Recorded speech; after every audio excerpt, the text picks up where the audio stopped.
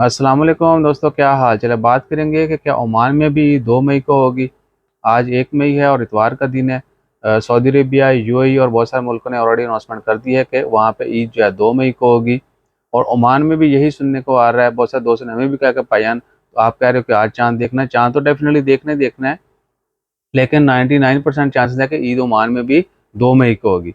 उसकी रीज़न क्या है, लॉजिक क्या है, वो ये है कि इस्लामी कैलेंडर के मुताबिक अगर शबान के 30 दिन पूरे होते हैं, यानी शबान के महीने में 30 दिन पूरे होते हैं, तो रमज़ान के 30 नहीं हो सकते। That's what I came to know.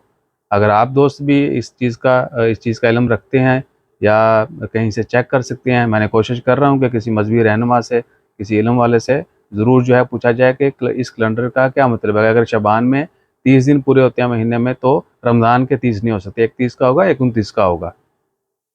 अगर आपको इसका पता है या पता कर सकते हैं तो प्लीज़ डू दैट ऑल्सो। और मैंने कुछ ओमानी लोगों से भी पूछा, बाकी अपने जानने वालों से भी कुछ लोगों से पूछा, तो उन्होंने बोला कि देयर इज़ अ लॉजिक।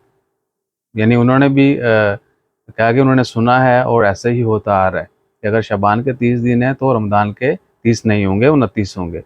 और सऊदी अरेबिया ने एक दिन पहले अनाउंसमेंट कर दी थी। उसको देखते हुए बाकी बहुत सारे मुल्कों में भी जो है वो एक दिन एडवांस रोज़ा रखा गया। और अब जो है डेफिनेटली 30-30 उधर बराबर हो रहे हैं, तो they accept that they have done the mistake. बाकी अल्लाह ताला खैर रखे। आज शाम को जो है फिर वो 100% तो कन्फर्म हो जाएगा जब ऑफिशियल स्टेटमेंट आएगी, क्योंकि जो हाकिम वक़्त ऐलान करेगा, जो गवर्नमेंट ऐलान करेगी, मौजूदा हुकूमत जो है उसी को जो है वो इंडोर्स किया जाएगा, यानी वही फाइनल डिसीजन होगा। तो अपना ख्याल रखिएगा। ये लॉजिक थी कि कल ईद ओमान में 2 को क्यों होगी और कैसे होगी। अपना ख्याल रखिए, दुआओं में याद रखिए। जैसे ही आपको इस चीज़ की कंफर्मेशन मिलती है, कहीं से भी चेक करते हैं आप, और आपको वाक़या ही इस चीज़ का इल्म पता चल जाता है कि अगर शबान 30 है और रमज़ान 29 होगा, तो ज़रूर बताइएगा। जज़ाकल्लाह, अल्लाह हाफ़िज़।